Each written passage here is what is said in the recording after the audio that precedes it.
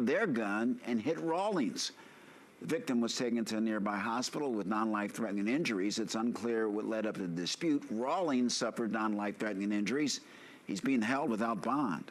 Breaking news out of North Philadelphia this morning, where police are investigating a double shooting.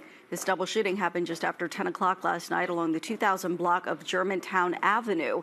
Investigators say it all started when a man walked into a store and robbed multiple customers at gunpoint.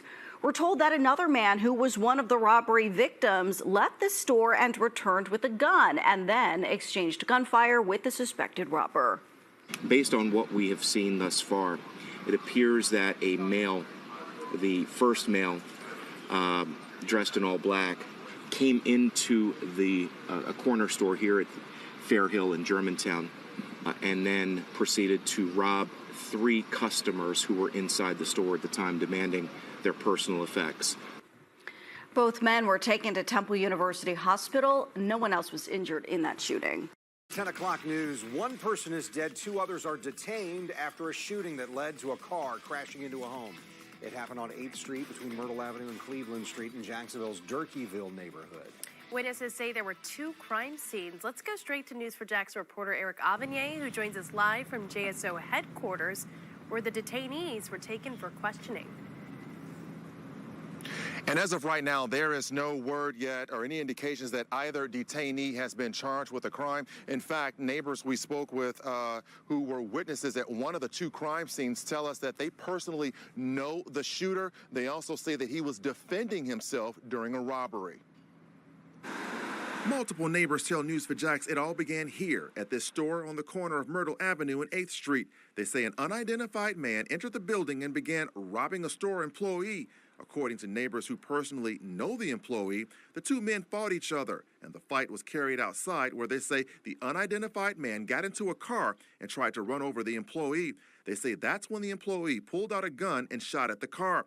The vehicle drove 4 blocks down 8th Street before crashing into this home at the corner of 8th and Cleveland. 2 neighbors who knew the store employee and heard the crash agreed to a recorded interview as long as we did not show their faces or say their names. And you could hear the crash? Yeah. Really loud? Yeah, very loud. Very loud. He hit the wall. I heard the crash while I was in the house. My wife came and got me. Said the crash, she thought somebody hit our cars because we were parked in the front. So I ran outside and I see the car crash right there. The dude's in the car and he was like, "Hey, somebody call the police. I've been shot. Please call the police. I've been shot." And the neighbor right here called the police. And then from there, when they came there, he was responsive. We thought he was gonna make it, and then next thing I know, the other officer showed up and was putting tape around. And it was like he didn't make it. Well, not only do we see all the damage left behind from that crash, but we also see what appears to be the medical equipment that was used on the man who died. Everything from the rubber glove to the tourniquet. There's even a syringe right here, and get this, paramedics even left an extra defibrillation kit. Neighbors say the man who died did not appear to be wearing a seatbelt when he crashed. As for the shooter, who was detained for questioning, I mean, he helps everybody. He's not a person that harm you or try to start stuff. He's just a helper. He loves to help people, and that's his calling.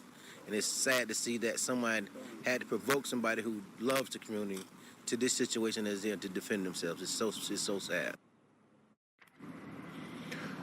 Now, as we said earlier, JSO said that they detained 2 people, but at this point, it's unclear who that second person is that was detained. Reporting live from outside JSO headquarters, Eric Avanier, Channel 4, the local station.